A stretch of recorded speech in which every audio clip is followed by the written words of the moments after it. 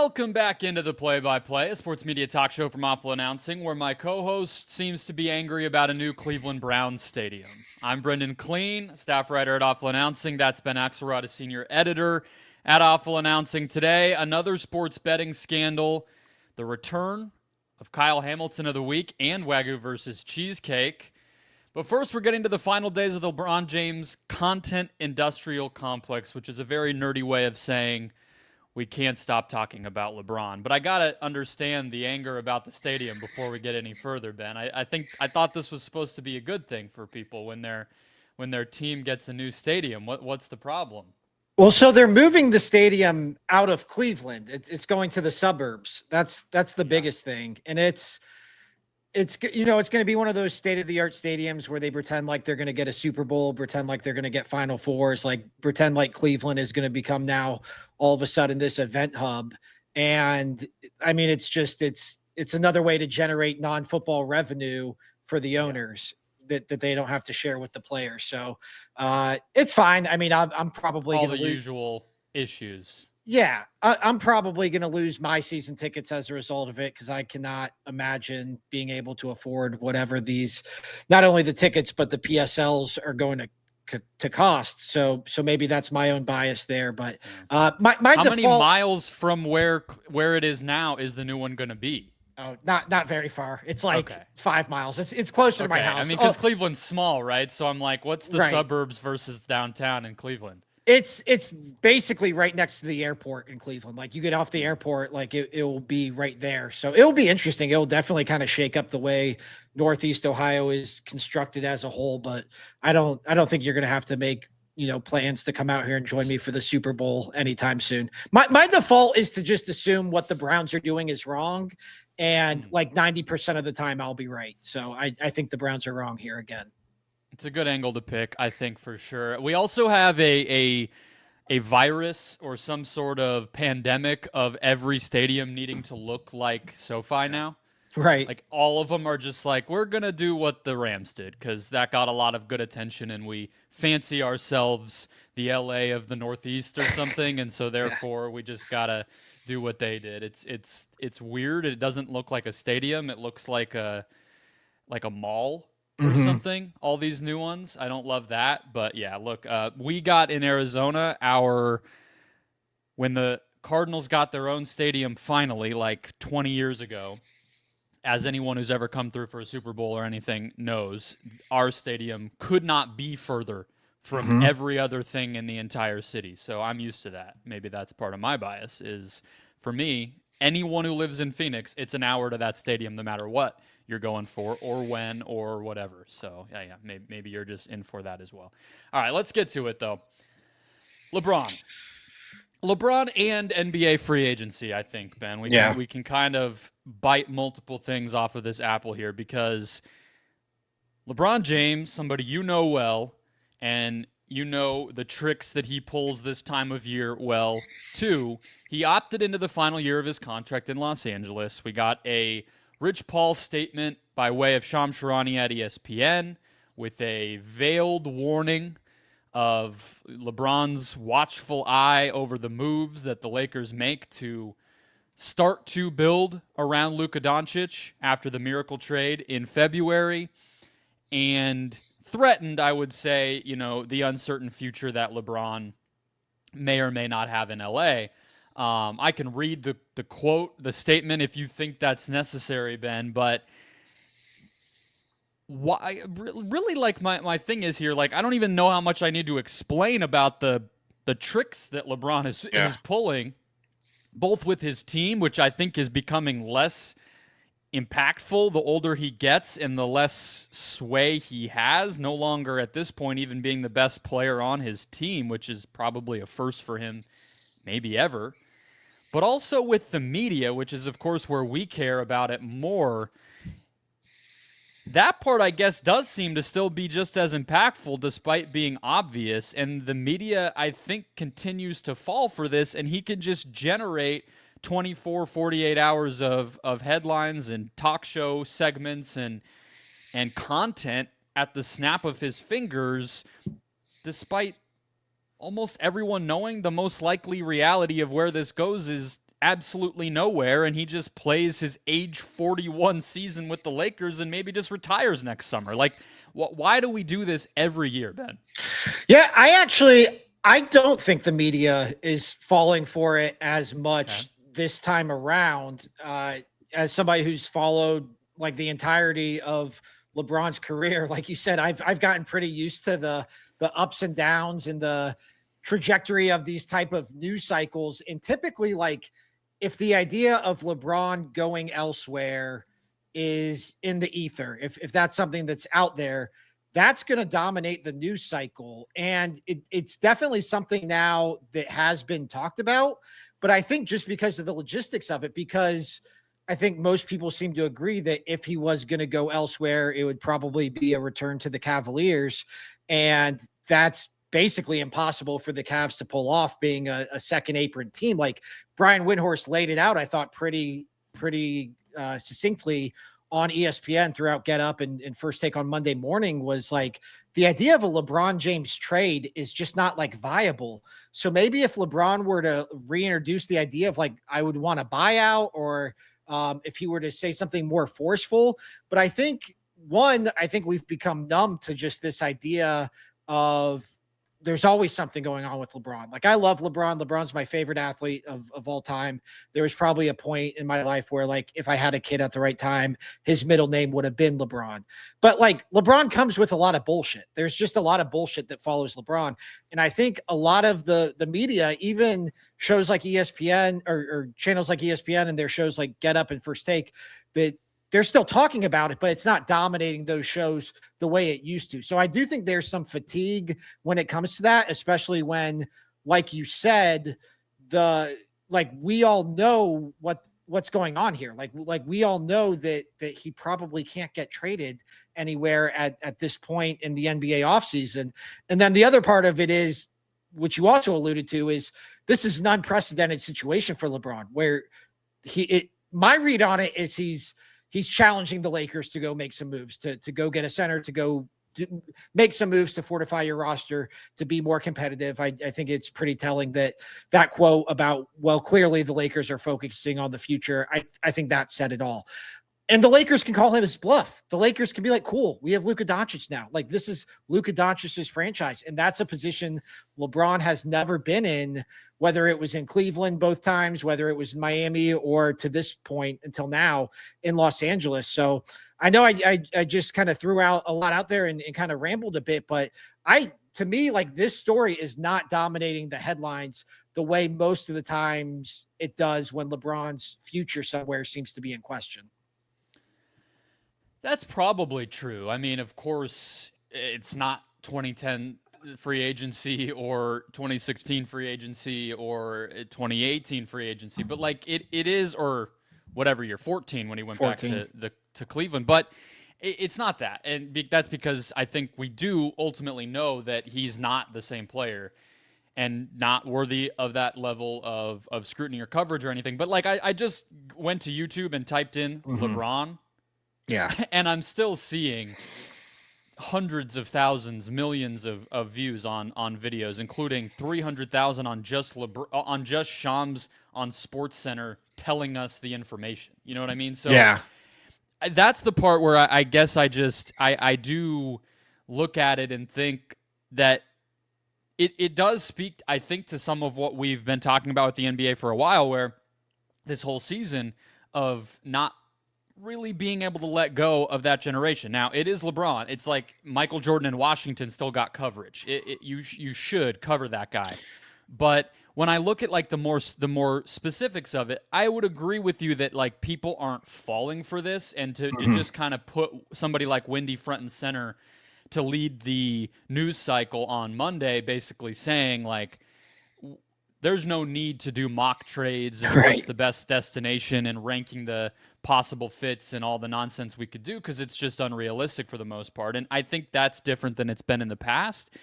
But I also just think a more like apt lane of talking about this in 2025 would be to just call out the nonsense more specifically. And that's the part where I kind of wonder why we can't just do that in the media. Why can't you just say, I mean, frankly, like it kind of reminds me of it's not like pre-Jordan Hudson, Bill Belichick coverage, Mm-hmm. where people were just like, well, he's not coming back into the league because people don't want him.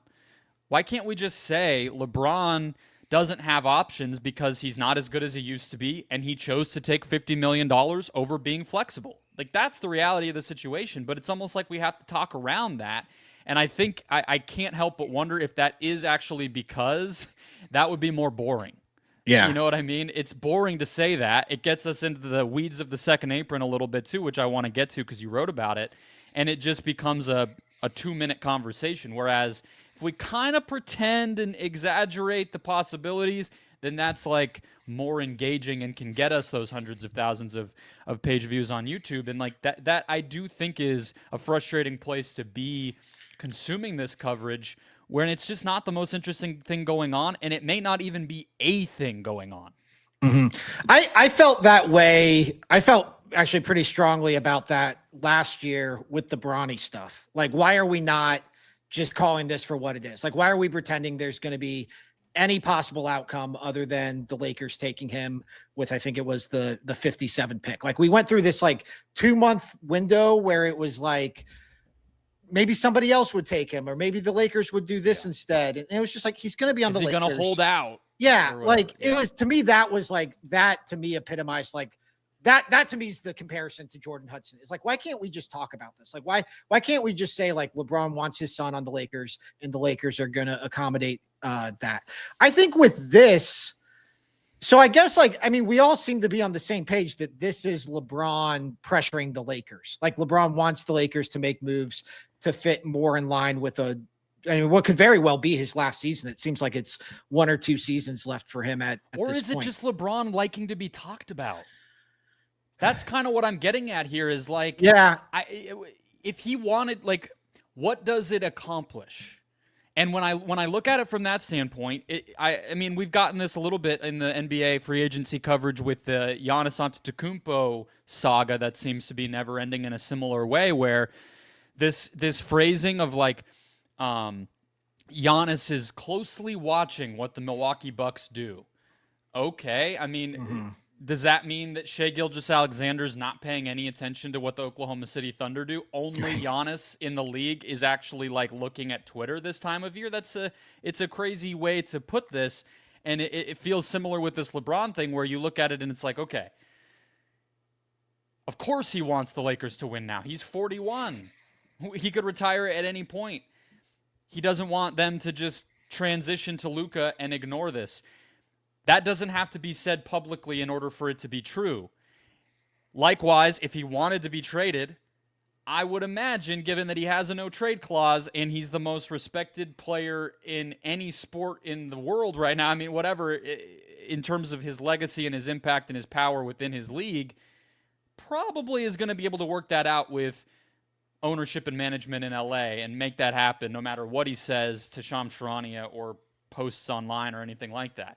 So it's like, when I look at like what is the actual impact of this, it feels like the bottom line is he just wants to be talked about a little bit too. Like that is a big part of why he does this the way that he does it.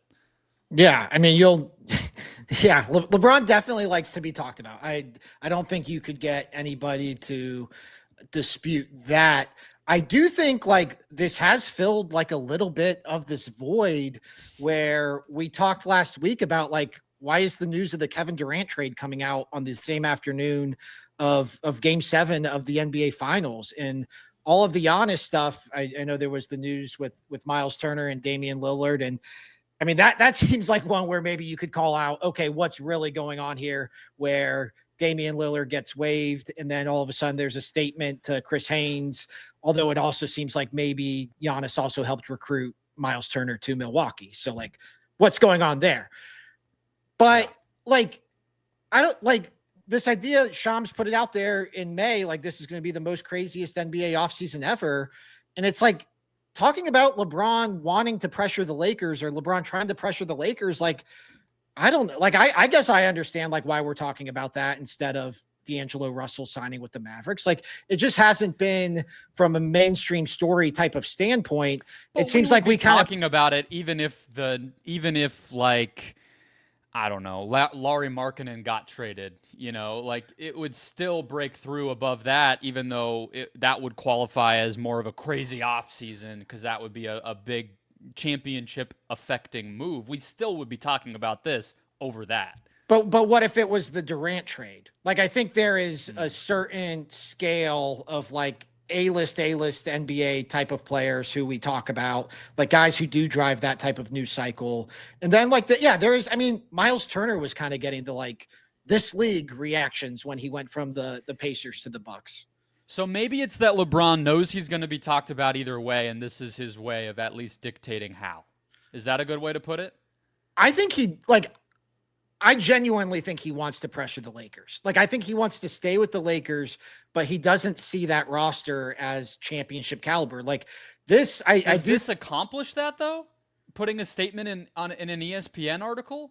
I think like, what else is he going to do? Like, I think meet with them behind the scenes. I mean, that's what I'm saying is like, it is like two birds with one stone where doing it publicly is different than how other players handle it and may have the same ultimate effect, except that his effect also means he gets to be on TV a bunch. Yeah. Yeah. I mean, I don't think that's, I think it's best of both worlds for him. Probably. I think this is how he likes to handle his business. This is why, when the Cavs played the Lakers his last year in Cleveland, he made a point to talk to Lonzo Ball with his, who's actually a member of the Cavs now, with his jersey over his mouth, like, doing the whole whisper thing. And then he's on the Lakers. Like, he knows how to set these things up publicly. He knows how to drive a narrative. He knows how to drive a storyline. So I do think there's something for him in that, but I also, I do think there is like a real, I think like if you kind of read between the lines, and again, maybe that's where we should be calling this stuff out. Like, it seems like he sees the writing on the wall with the Lakers, that this is Luka's team now. And that's something that he has to wrestle with, that he's never had to wrestle with in his career. So maybe a part of it is just how he navigates that now. It's tricky. I don't think I agree with you that he is 100% a important enough figure in the NBA that he deserves his every move to be scrutinized until he retires and then even after. But at the same time, I think that it's a little bit exhausting year after year to just have the same conversation play out and people just eat it up regardless, and to have not a lot of context or nuance behind how. But I think that brings us this particular year to the CBA and the second apron and just the quietness of this NBA offseason, which I want to hit before we jump into some other odds and ends this week. And you wrote about, I believe, or you ended up writing about it, right? Yeah. That the second apron is, we're getting a balance sheet lesson about our favorite basketball league in real time. And, Chris Haynes had a hit on NBA TV Monday evening when free agency began, where he cited a league figure that he was speaking with that said that we need to remember that this part of the league calendar is also entertainment, just the same way that, the playoffs are a night on TNT or ESPN are, and that it's not as things stand. What have you thought? We're a couple cycles, 3, I guess, cycles into the new CBA, and I think every summer will be different, Ben, but it might even be worse than the NFL now in terms of how much that side of things is affecting every little move and transaction that fans want to get excited about. Yeah, I mean, if the idea of the second apron is that it's a hard cap, like that's the NFL is hard capped. And so that's why like their free agency typically actually looks a lot more like this current round of NBA free agency, where it's the D'Angelo Russells and the Luke Kennards. And those are the names that are making the headways. You don't typically see like big NFL stars hit free agency all that often. And that's why it becomes such a massive deal when they do. I think there's some give and take, because it's funny. I saw a tweet, I think it was from BetMGM yesterday, and they were reminiscing about LeBron going to the Heat and Durant going to the Warriors. And it's like people hated those moves in real time. Like people back then, it was like, how are these small market teams ever going to survive if all you're doing is building your star players up to leave for a big market? What are we going to do if all these super teams run rampant? And this was clearly a correction to that. Now, was it an overcorrection? Possibly, probably. Like, I do think there's something to the idea of like people are already looking at the Oklahoma City Thunder and the decision they might eventually face with Jalen Williams and Chet Holmgren.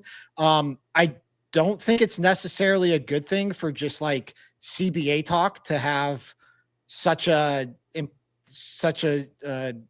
high, you know what I'm saying? Like a high priority in our conversations. It's immediately part of every conversation that happens. Like the fact, like I think the Thunder example is a good one where it's during the NBA finals and that's a talking point. That's a weird and bad thing to have happen. And like when I do compare it to the NFL, it almost feels like in the NFL, we've gotten to a point where that stuff kind of just gets ignored. Like we don't even really talk about the money or the specifics of the contracts. One, because it's hard to parse, and that's been a talking point for years too, of the way that those deals are reported with the guarantees versus the real number and the cap hit if they're cut and all the minutia that's just not even available in the moment. But it just honestly ends up in the NFL, I feel like in March every year, just sort of being a matter of how does the player fit? That's cool. That team needed a defensive end and they got one. Great. And that the conversation sort of ends there. Maybe the NBA kind of gets to that point, but I just think that each individual player matters so much more that you really can't ignore that stuff, because you're looking at a situation now on Tuesday before we hit record. Damian Lillard's getting cut from his team in order to make space for somebody else. That's not, you can't just yada your way through stuff like that. So it feels like as long as this CBA goes, it's going to be eating up a lot of the conversation. Yeah, and I mean, you would know better than me. I feel like I've noticed maybe more contracts with like less guarantees in them, like more option type of deals. James Harden's was very like both player and team friendly. And so like, I don't know, like, I wonder if like, we're going to get to a point where just the contracts start to look different, because that's another big difference in football and basketball is because they're hard capped. They typically rely on, I mean, they always rely on, unless you're Deshaun Watson, non-guaranteed contracts. So I don't know, but I mean, I feel like I'm familiar with the second apron because I listen to a lot of Bill Simmons, and Bill Simmons has been talking about the second apron in relation to the Celtics. And now it just seems like everybody is catching up to the point like, oh, this doesn't just affect the Celtics. This affects the Cavs. This affects the Lakers. This affects every team in the league. And like, I think we're seeing teams, you know, obviously for whatever reason, probably because it was going to take a few years for that cycle to actually reveal itself. This seems like the tipping point to where it's like, all right, why are we spending so much time talking about the CBA? Like, this isn't why I got into following sports. It's not a good thing when during a key part of the calendar that draws a lot of fan attention, the executive director or president of the CBA's name is trending and becoming a meme, the way that CJ McCollum has just become like a laughing point. I won't even say a talking point, and he's commenting on it and joking back. Like, this is not like a good situation to be in when you're talking about, you know, what actually then breaks through to the average fan. I mean, I can't imagine, and I don't envy the media who have to try to make sense of it. But the last thing I want to hit on actually is something I wrote about as we part ways with the NBA segment here is Adrian Wojnarowski being gone, and we've had this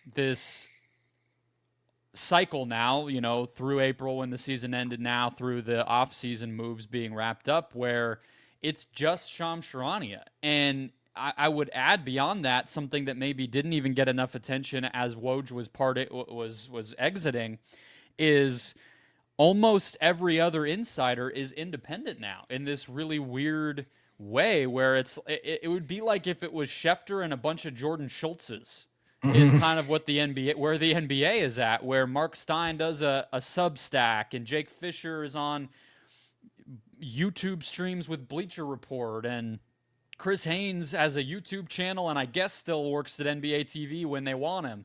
And on down the line, it's a very strange situation to just be watching one dude's Twitter feed this time of year and have his story, which you kind of alluded to with him versus Haynes on the Bucks news on Tuesday morning, his narrative and his story and his framing be the end all be all. It's a really weird way to digest the stories around the league, especially during such a big time of year where I think we're finally kind of realizing it. It seems to me that Shams is like, I don't want to play like who's his source, but it seems like his sources come more from the players and the agent side. Would you say that's accurate or fair? I think so. Yeah. I think so on the whole.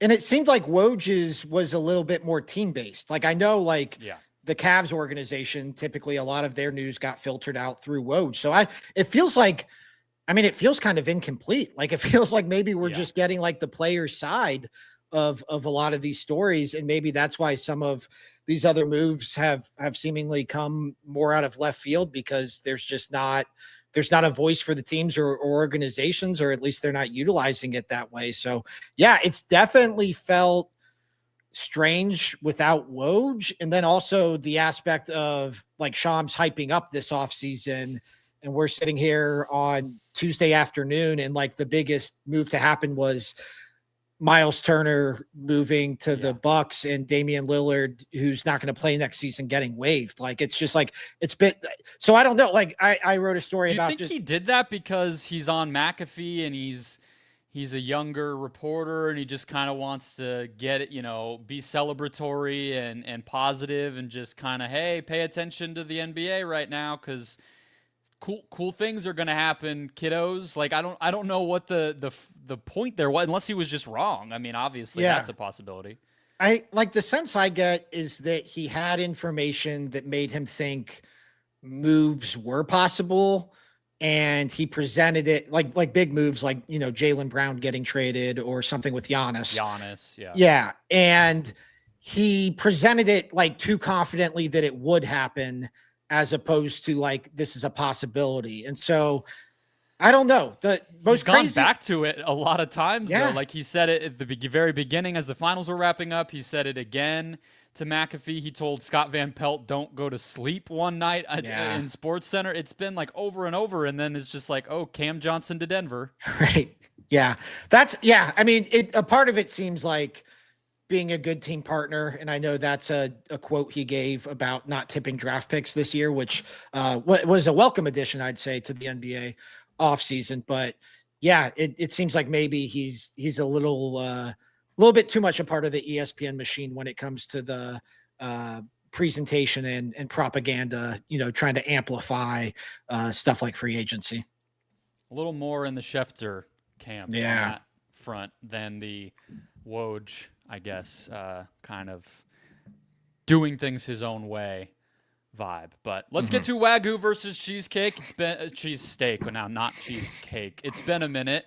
That is our beef meter, and we have another installment, which was Kendrick Perkins versus Bill Simmons. So we are, in fact, jumping right into the draft that you just alluded to, which I would agree, Ben, was a little better to just have the TV on and actually experience it that way. I know we like to make fun of the hats, but I actually thought they were good at least referencing the fact that there was a trade and where the player was ultimately headed, and they made the TV experience something where you could follow it and didn't need Twitter, where then when Shams didn't give you any info on Twitter, it actually was cohesive instead of having to jump back and forth. But that's not what we're talking about. We're talking about Kendrick Perkins using the opportunity in his spot on the broadcast desk for the draft on the ESPN broadcast. They also had an ABC broadcast.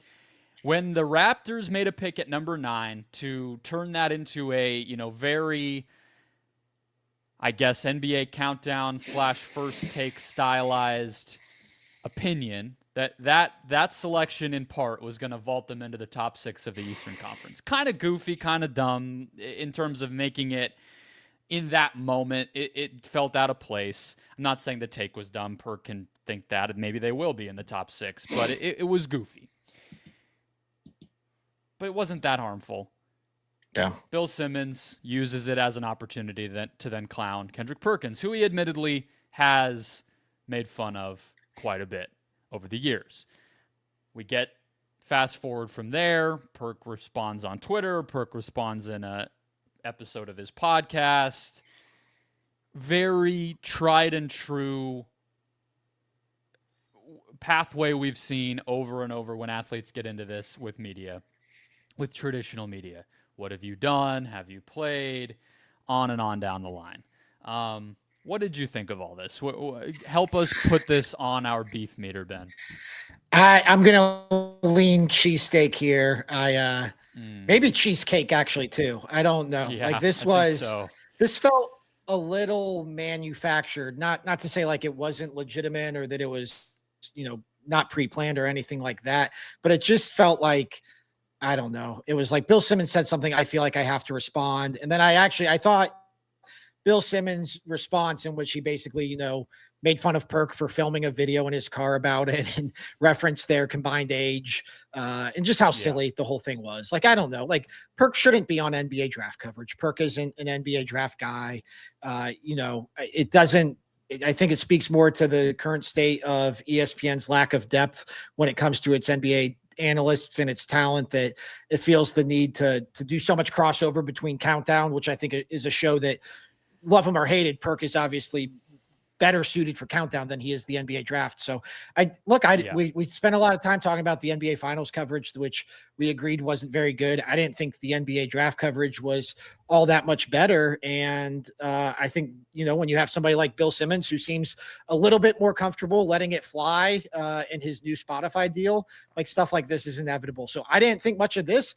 I did, however, I would give the Wagyu label to Bill Simmons' feud with the New Orleans Pelicans, which I thought was great. Maybe it's the Ringers feud with the New Orleans Pelicans, where bringing back up our boy Shams had like a very I guess quote unquote, I wouldn't even say it's reasonable because I thought he was wrong. New Orleans made an insane trade and Shams tried to justify it.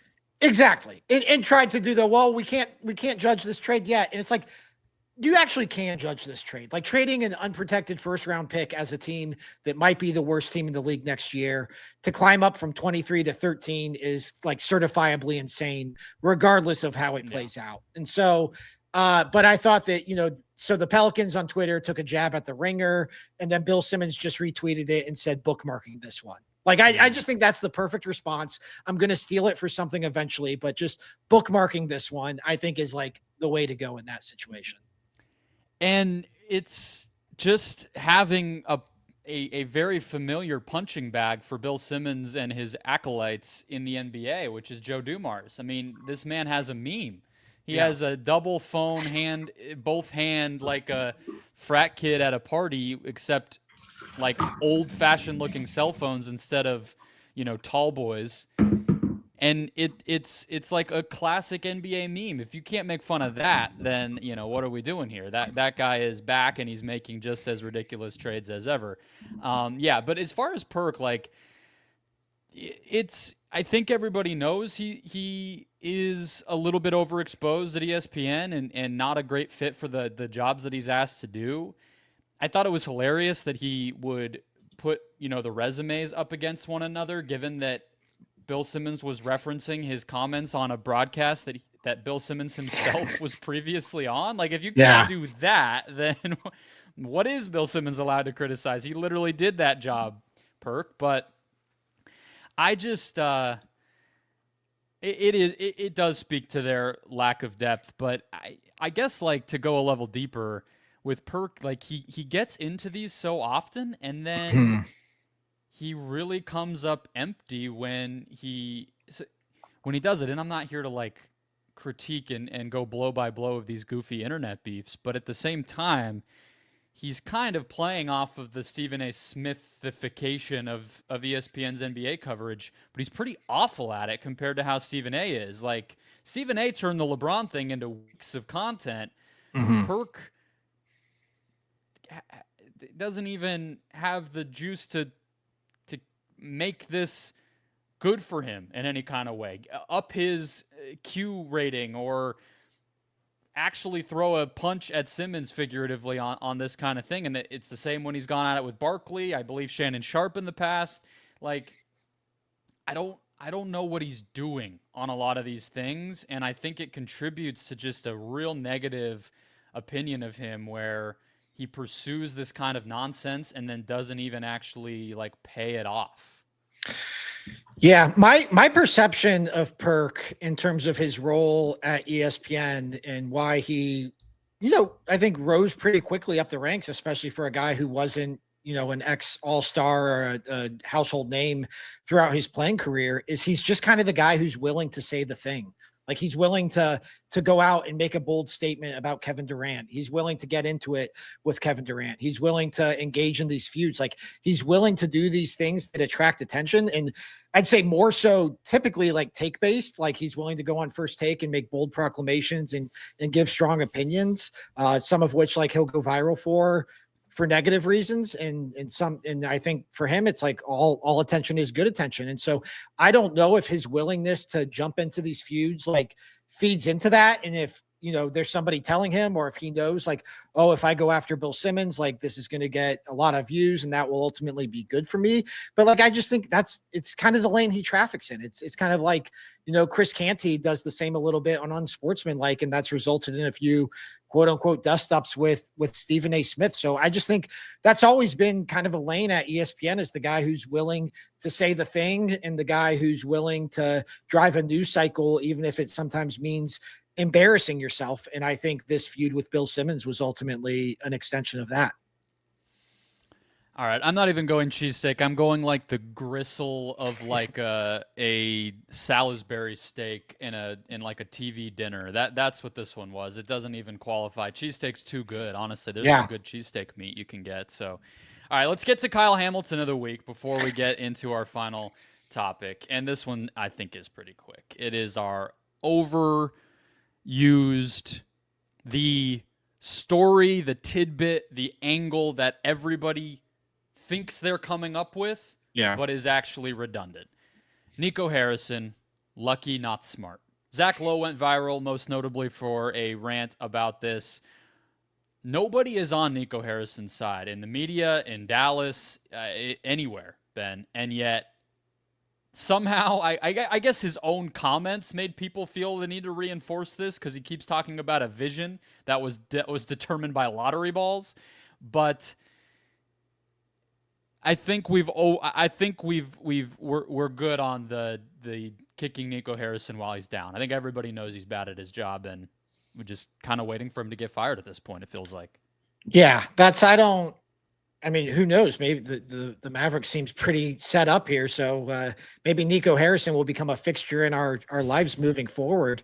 But yeah, it's like, I don't know like you said, I don't know anybody who's on Nico Harrison's side. I think we all do the same collective eye roll when he says things like, now you can see the vision. I think, it's funny just how much of basketball history changes because of luck, and how much of people's reputations become affected by luck. And the fact that the Mavericks are set up here now with Cooper Flagg and Anthony Davis and Kyrie Irving, and yet everybody still thinks their GM is like a laughing stock. Like, I think that just speaks to how bad the Luka Doncic trade ultimately was. But yeah, it's like, I think I don't fault like Zach Lowe or anybody for having that reaction, but I think it's funny that everybody just has that same reaction, because it's like, yeah, what are we going to do? Give you credit for your 1.8% chance of winning the lottery falling through? Like, come on. Let's get into more basketball, but only tangentially. Malik Beasley, most recently of the Detroit Pistons, became the latest player in the world of basketball to go under federal investigation from the U.S. Attorney's Office for irregular activity. And like a lot of the others that preceded him, Ben, it was based on prop bets. The idea being typically that is a very easy thing to go under on and dictate the outcome of, compared to an entire game, especially when you are a bit player. You're not going to be able to really lose or win a game by yourself, but we've seen over and over that players have been able to affect their own prop bets, and that was what got Jonte Porter, also of the Toronto Raptors, a couple of years back, and he has been banned from the league. U.S. attorneys are also investigating former Temple men's basketball player, according to Sports Illustrated. And a lot of the co-conspirators that Jonte was in with continue to be looked at and their history over the past few years. Now, Terry Rozier, one of the original guys to get caught up in this, according to Shams Charania, was cleared. Yeah. So that is a good sign, but it's just this story's not going away. And I don't think you and I have necessarily dug into it a ton as different little elements of it have popped up. But the central question, I think, continues to be, Ben, that I think, you as more of a betting guy might have some interesting thoughts on, that's becoming more of a talking point, is whether the legalization and the collaboration between the companies like FanDuel, DraftKings, et cetera, and the leagues that they have not only, officially allowed relationships with, but partnerships, financial partnerships with, in most cases, if this is overall good or bad. Is the ability to catch these people more easily now a good thing, or is the encouragement, the implicit encouragement that comes with saying DraftKings is an official sponsor of the NBA, actually driving more activity, more participation, and therefore more illicit behavior? Where do you fall on kind of that, those two being the ends of the spectrum? Where is your opinion within that right now? So I think in a way it's two separate questions, because I think the legalization of gambling, across most states in the country, I think at this point, like, that has undeniably allowed more access to gambling, but it also has opened up the means for places like DraftKings and FanDuel and these sports books to catch shady behavior. Like, and I can speak from my own personal experience, like, not that I'm throwing games or anything, but like, if you make one misstep intentionally or unintentionally, like, your account gets shut down. So like, if there is shady behavior going on in my issue was not anything like illegal. It was, I withdrew some money that they, I guess, hadn't accounted for. It was a mistake, honest mistake, but my account got shut down right away. And I was able to go through the process, get it reactivated.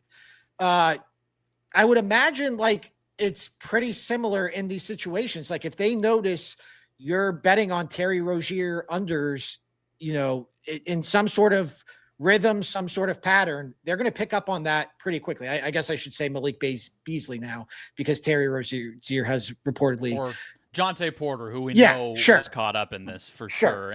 And David Purdom from ESPN basically, laid it out even more clearly in some of his reporting, where it's like the way that this type of partnership can help put a microscope to these things is that when that activity first happens, they don't overreact immediately, but they'll drag the line even more extremely to counteract it. And then if the money continues to go there, that's usually what will raise the red flag, just to translate your mishap to what's actually happening on the bigger scale. Yeah. Correct. Like, they pick up on patterns and things of that nature pretty quickly. And so I think from that standpoint, the legalization, even if it does allow more access, is ultimately, I would say, a good thing, because this would otherwise be happening in the shadows. Maybe you would have less access to it, but it would be happening to some degree.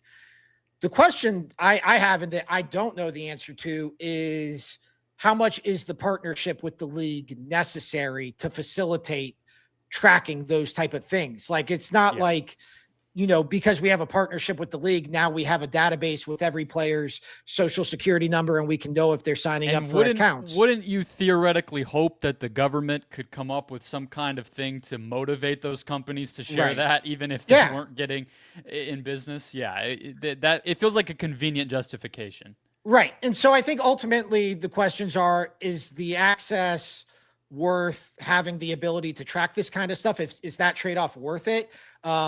I tend to think yes. In terms of the partnerships with the league, I don't have enough information about that, but I tend to think what you think, which is it seems like a convenient excuse to justify exorbitant sponsorship deals. I guess a little bit of an offshoot is, too, we've seen I think Illinois was one of the first to implement heavier taxation on the state level of how the gambling tax revenue is collected. We've seen, I think Underdog is under scrutiny with attorneys in, I don't know if it's at the federal or state level. I saw Matthew Berry kind of lobbying because there's some question of how it could affect the just regular season-long fantasy sports. So I think that there is a degree to which, like, when you mention the government and everything else, like, maybe these leagues do feel like that is their best chance to get information and have these relationships, is to formalize it with some kind of sponsorship type of deal. I do still think that's overly convenient, but it's not exactly clean and efficient and on the up and up to where states and other entities are cool with it either. So, like, I guess there is something to be said on the defense of the league side on that. But I guess to me, like, in order for me to believe that it's actually helping us get more of this information, though, you would have to believe, right, that previously, like pre-2018 or whenever sports betting became legal with the ruling, I think, in New Jersey, was there this number of problems going on back then that we just weren't hearing about? Because this feels like a lot of shit coming down. And it feels crazy to me that could have just been happening in the shadows, and now all of a sudden it's like, well, thank God for FanDuel. Now we know. I'm not sure about that. And when you also add in the prop part of it, which I think is a really important thing to focus on, that kind of stuff that didn't even really exist before these digital companies became more prevalent. And the instant live betting and all those sorts of things, like that stuff wasn't even really a part of the ecosystem previous to those companies existing. So I think that they are contributing to the problem as well. And we can't just say, well, as long as they're telling us, it's cool. Yeah. I mean, I don't know. Would this have caught Donaghy? Like, would that have raised red flags? I don't know. Like, I don't know how sophisticated that operation was, but there obviously was an element of gambling in the NBA's history. I guess, like, it seems like less to me than I actually would have thought. Like, right now we have Jonte Porter is really the only one who's been, like, convicted, right? Or found. Yeah, I think he's awaiting charges or awaiting a sentencing or whatever. He's been charged, but he's still going through the final stages of whether he'll be sent to prison or whatever it is. I read a big long thing on him in a Toronto publication last week that I wrote about for Awful Announcing, which the tidbit that they gave him FanDuel gave him a VIP account at one point during the process, which is, again, speaks to the parts of this that are being made possible specifically because of these companies, not, but I guess the other part of it to me, it's fair to say there may be less than you thought. That's fine. Cause a lot of, like, Calvin Ridley wasn't him betting on Falcons games, right? It was other sports, and it was just the tangential connection to betting that was becoming, he was kind of made a symbol, right? Made a warning to the rest of the league. So and there was a whole thing where, like, if you do it at the team facility, that's an issue, but if you do it away from the team facility, that's fine. Like, it seemed like early on there was a lot of just, like, people figuring out what they even could and couldn't do, and it seems like at least that part of it has been settled to a degree. I guess the other part of it, though, is, like, is the idea of punishing these people, like, from the standpoint of FanDuel and DraftKings, for instance, the idea that they would care about in terms of integrity, in large part would seem to me to be other users and bettors being fucked over, right? Like, that's kind of the idea here, is that they don't want the idea of their operation to be in jeopardy because they allow bets like that to go through. I mean, maybe it's overly cynical, but I really don't think that the CEO of FanDuel necessarily cares all that much if a low-level, mid-season Toronto Raptors game is marginally affected by Jonte Porter pretending to be hurt, right? Like, they probably care because they don't want their money and their system to be to be broken. So that's another thing where it's like the problem is only existing because of the book and their integrity and the partnerships and the awareness to it that's coming is also to benefit them. Like it feels circular, and it feels like the story from these books is the one that is being put out there more than anything. And like, I guess, I mean, I don't know. A crazy part of me also, Ben, just sort of feels like Tim Donaghy is maybe the only story you can point to in basketball history, or a big one in the 21st century. As long as it's not affecting the outcomes of games, which you probably have to go back to like Shoeless Joe or a couple like soccer scandals over the years, I kind of don't care. Like maybe it was actually better to not know a little bit too, because these things being reported, I think, contributes to when you see like, oh, the league is scripted, and oh, bet the league office loved that one, and they sent Luka to the Lakers. I think that this stuff is also coming from these little things, and it's like, I don't know. I want to believe in the rule of law, but I also think that when more of this stuff comes out, it's like it is creeping into doubt about the outcomes and doubt about everything else, and I think really largely just for the benefit of the sports books. Yeah. I guess for me, it's just reached we're at a point where it's not going away. Like, it's just going to get more legal. It's not going to get less legal unless you're in California. And so it's like, how do you just deal with that reality? How do you combat that? Like the genie's out of the bottle when it comes to sports gambling. And so now it's, what's the best way that you can approach that, and what's the best way you can combat that? And of course, it's convenient for the leagues because these are massive sponsorship deals for them. And they certainly not to mention for the media.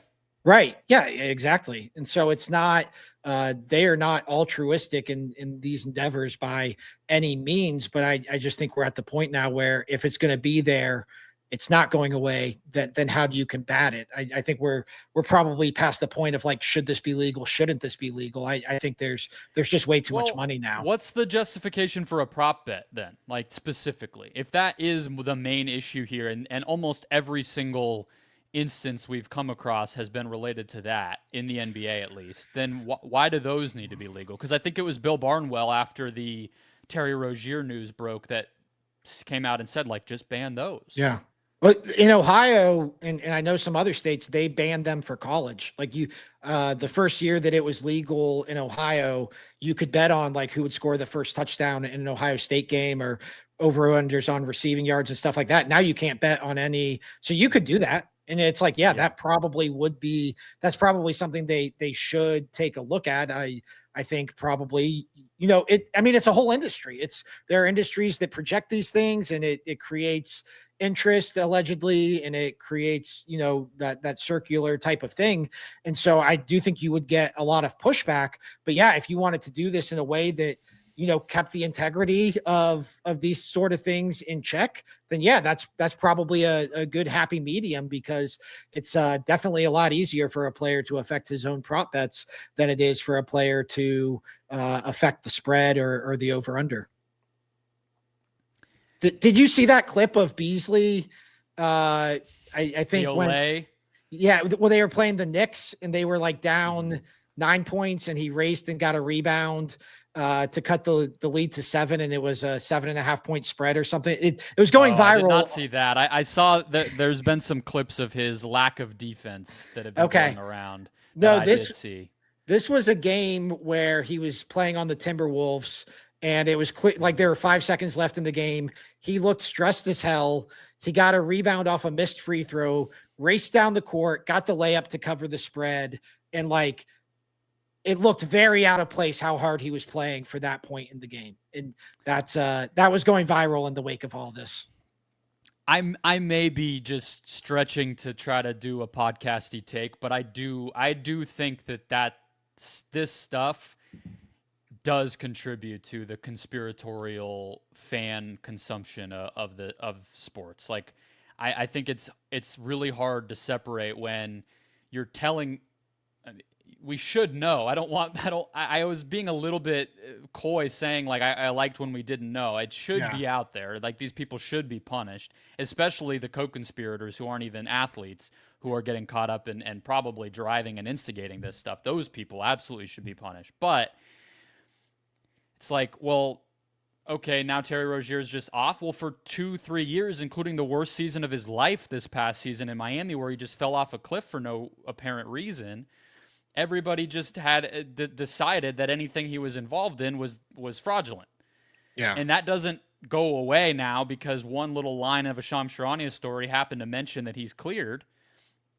It's in everybody's collective memories that this guy could have been swaying your favorite team's games or had something to do with you losing a bet or whatever it might be, when we already see these athletes getting heckled and jeered at constantly over you're screwing up my money and this and that. Like, that part of it, I mean, I know I'm not necessarily posing a solution that would solve that part of it, but I think that should definitely be inspiring everybody involved to try to clean up the way that this stuff is handled. And it can't just be, well, FanDuel and the NBA exchange checks periodically, so therefore it's all handled. Like, that's not enough to make people feel good about it. Clearly, otherwise we would all feel better about it. Yeah, I don't disagree. I think that's an issue the NBA has always faced, because for whatever reason, the NBA has just lent itself to like conspiracies. But now that like you have it on paper, you have, names attached to it, it's much easier to point to. But I agree. I don't know what the solution is at this point. It feels like the cat's out of the bag. Spoken like a true gambler. Finally, before we get to our hot mics, quickly, Ben, predictions for Ryen Russillo. You wrote up his kind of glancing announcement that he is hitting the sports media free agent market sometime this year. And his departure from ESPN and joining of The Ringer was a pretty big moment in terms of kind of the podcasting evolution back when he did it in 2018. Now here he is again. I don't think this is his first contract since then, but this didn't just get handled quietly and there you go. It's at least somewhat of a story because he mentioned it. What do you think? What happens? Well, I don't think he's going to CNN anytime soon based on his comments on Jake Tapper. I think he's going to stay at The Ringer. I think he's valued at The Ringer. The Ringer seems to be on a little bit of a spending spree, at least when it comes to what it considers to be its top talent. It's kind of headliners there, especially when it comes to the NBA. I think he has Bill Simmons support, which you would imagine would go a very long way in these conversations. What I would like to see, and what piqued my interest about this story was that he made it clear he was open to a potential return to ESPN. And I would like to see him back at ESPN, honestly, because I think he could help reinvigorate some of their NBA coverage. I think they're missing somebody like Ryen Russillo, who like grinds tape and who cares about it in a way that connects more with the average fan than I think any other personality on ESPN currently. And you also have the connection with Scott Van Pelt. I could just see him kind of filling that void that almost got left behind when Zach Lowe left as like, who do the basketball. That's the joke I was going to make. Somebody a little bit like Zach Lowe, who they laid off like 6 months ago. Exactly. So I don't think that's what's going to happen. And I think he would probably prefer to stay at The Ringer. But in the right opportunity, like I would definitely entertain a return to ESPN if I was Ryen Russillo. I think the value he would have to ESPN would be similar to Rich Eisen, and I'm just not sure, based on the comments that Russillo has made, that he wants to do a daily live big old show like he did for so long. He keeps teasing this writing Hollywood stuff. It seems to be actual and real at this point, judging from some things he said on Pardon My Take in the past year or so. More than when he kind of went to LA the first time and said he theoretically wanted to do it. It seems like there's maybe something in the works, and doing a podcast 3 times a week and probably getting paid pretty handsomely for it is a nice gig if you can get it, right? So I think, and their desire to go into video and all that, like he does seem like a good natural fit for it. And if he bet on them once, I have a hard time imagining that as Spotify's like this freaking juggernaut all of a sudden, and Simmons is back and growing The Ringer's output even more, that he would jump ship now. So it's the boring answer, but I just wanted to see if you might, as Russillo would say, zag on it compared to where I was at. Hot mics to close things out. something we liked, disliked, or just caught our attention from the week that was in sports media. What do you got for us, Ben? So I mentioned previously my love of the college football video game franchise. It's re-released last year, and the new edition comes out next week, actually. So I'll be busy for a little bit with college football 26 on my hands. But there was some news this week about the college basketball video game franchise, which I doubt you're familiar with because it hasn't been around for like almost 20 years now. It seems like this is not it didn't have nearly the same following that its football counterparts had, but there used to be two college basketball video games, one made by EA Sports, one made by 2K Sports, which many considered to be the superior product. But it started with EA Sports basically announcing that they're coming back with college basketball, although it doesn't sound like it's going to be until 2028.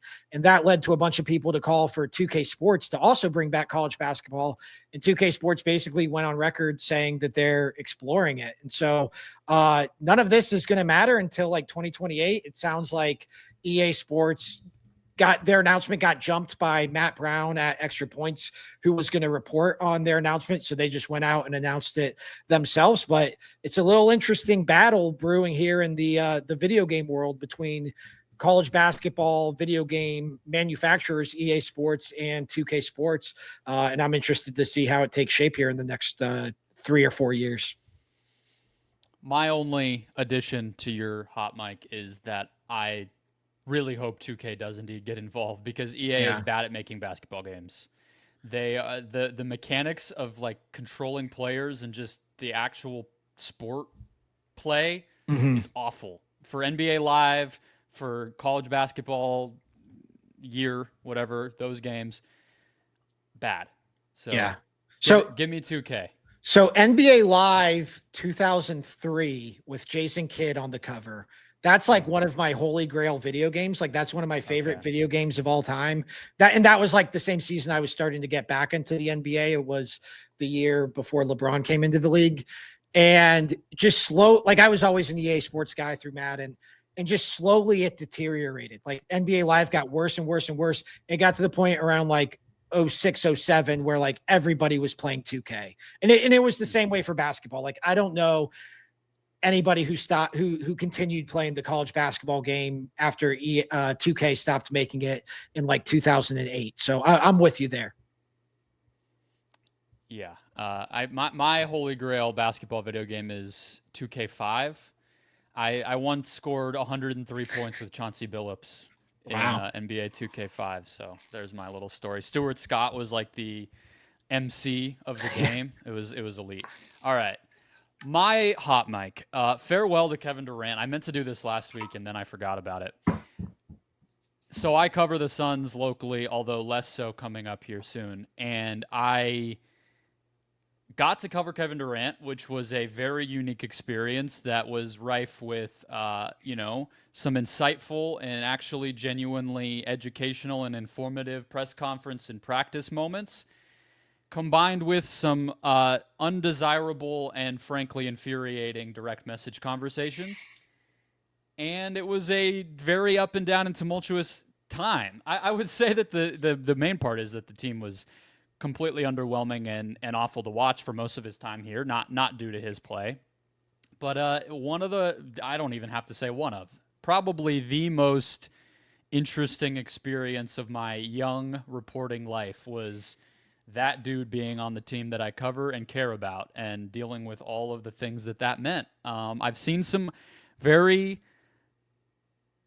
poignant thank yous from fellow Phoenix reporters, and I will say I don't echo them. I respect all of you guys, but I would have to see it a little bit differently. So I will leave it there. I hope that he has a title in his future. I do want to see him win one outside of Golden State. I will be watching him in Houston, but I will not necessarily miss the experience. Getting a DM from Kevin Durant, it's happened to me too, is wild. It's like, holy shit, it's my turn. And yeah, right. I can't believe like this was the take that spurred it. It's like jury duty. It's like getting the envelope in the mail for jury duty. You're like, God. Yeah. And it's like, like I'm going back and forth with him over the course of like 2 hours, and like he's giving me real insight into like where he might have gone if he didn't go to Golden State. And it's like, but he's also like criticizing me all in the same way. Like basically, Oh yeah, it's like the most obscene cursing you've ever seen in your life, interspersed with some like little nuggets of wisdom. It's bizarre. Yeah, I don't think I got the cursing, and mine was only one. Congrats. Yeah, Then it's mine, not so much like jury duty, I guess. yeah, mine was only one exchange, but it was like one of those things where like he was criticizing me, but I also wanted to keep the conversation going because he was also giving me like just insight that I found interesting as a basketball fan. Not that I was going to report on it. I didn't have any use for it, but Yeah. it's really bizarre. It's like you have to, double check, and it's like, is this actually Kevin Durant? And it's like, yeah, this is Kevin Durant. And now he follows me, so it's like, I guess now anything I tweet about him is potentially going to lead me into down this. Yeah, hole. I'd like if we kept this one just to the podcast. Let's not clip what I just said. Okay. Out. That'd be helpful for me to not have to do another one of these next week based on what happens in the coming week that he responds to. The last message that KD had ever sent me, and I'd like to think I'm a pretty professional dude. I handle things well. I have never been personal or any sort of anything over a line to anybody, him included. But the last message that I will probably ever receive, because he's on to, bothering people in Houston now, is fuck you. That was the last message I ever received from Kevin Durant. So that's just my final memory of him, and a great note to end on for my hot mic. Farewell, KD. I wish you well. Go Rockets. Enjoy the rest of your career. Thanks for listening. We're here for you every single Wednesday at the Play-by-Play. Hit follow or subscribe if you haven't. We're also at awfulannouncing.com covering this stuff minute by minute. Catch us on social media as well. TikTok, X, Instagram, Facebook, Threads, Blue Sky, all of it. Wherever you're at, we're there. And we'll catch you next week.